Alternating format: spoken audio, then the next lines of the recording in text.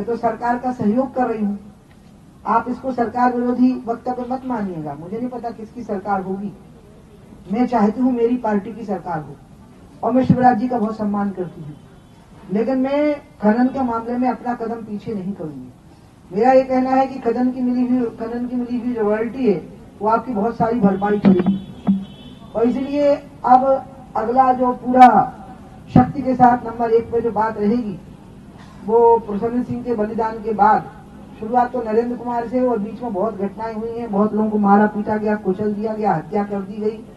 और सबक कमाल तो ये है साहब कि हमारे सरकार के मुखिया के जिले में उनकी छाती के ऊपर खनन होता रहा और वो उसको रोक नहीं सके।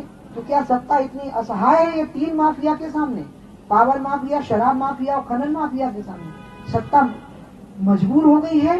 क्या हो गया है? मैं इनको नहीं छोड़ सकती। और इन्हीं के होते हुए, इन पर चलते हुए मुझे पार्टी चुनाव लड़ाने की इच्छा रखती है तो करे, मुझे पार्टी कोई जिम्मेवारी देने की इच्छा रखती है तो करे। ये जिम्मेवारी तो मुझे परमात्मा ने नैसर्गिक दी है कि मैं खनन के खिलाफ खड़ी हो जाऊंगा, मैं शराब को ठीक से लागू करने के लिए तत्पर हो जाऊंगा, गौ रक्षा के लिए। गाय, इतनी हत्या हो रही है गाय की सड़क पर, परिवहन की भूल से फेंसिंग नहीं की है सड़कों की दोनों तरफ। जब भी 4 लेन बनता है तो फेंसिंग करना सरकार की जिम्मेवारी है, खेतों की फेंसिंग नहीं हुई तो गाय खुलेआम सड़कों पे आ रही है कि हमारे बजट को बचाने की कंजूसी से हम गायों की हत्या कर रहे हैं। तो इसलिए गाय की भी बात आएगी। गाय गौशाला से नहीं बचेगी, उसको अर्थतंत्र का केंद्र बनाने से बचेगी। वो मैं आज डिस्कस नहीं कर सकती समय की सीमा से।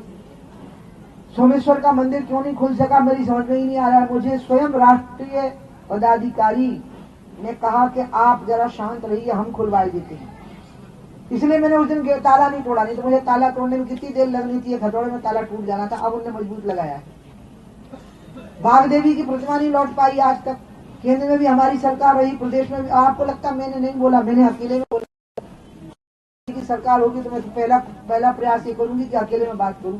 अभी भी हमारी सरकार बनेगी तो मुख्यमंत्री से खनन के बारे में अकेले में बात करूंगी कि आप ऐसे ऐसे करिए। जब नहीं करेंगे तब खुल के बोलने लग जाऊंगी। और आगे मुझे नहीं पता क्या होगा। मैं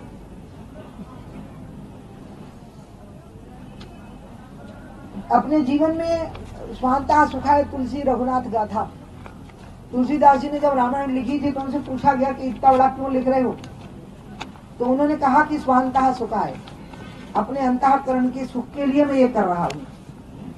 मैं अभी एक पत्रकार जी से बात कर रही थी, इसके बाद मैं अपनी बात खत्म कर रही हूँ। मैं उनको ये कह रही थी कि एक्सपेक्टेशंस और कंट्रीब्यूशन का मैच जब नहीं होता तो मेरे को परेशानी होती है। लोगों की जो मुझसे अपेक्षाएं हैं और मेरा जो योगदान है उसका मैच होना चाहिए। मैं इसमें खुश नहीं होती हूँ कि मैं मुख्यमंत्री हूँ कि मैं मंत्री हूँ, क्योंकि मुझे सुविधाएं, सम्मान, प्रतिष्ठा, समृद्धि, वैभव 8 साल की उम्र से प्राप्त हो गया था। मेरे को संतोष और योगदान नहीं, मेरी पोजीशन और मेरा योगदान, उसका मेल होना चाहिए। अगर मैं योगदान देने की पोजीशन हूँ तो मुझे योगदान देना, नहीं तो मुझे घुटन होती है। तो इसलिए मेरे को वो जिंदगी ज्यादा अच्छी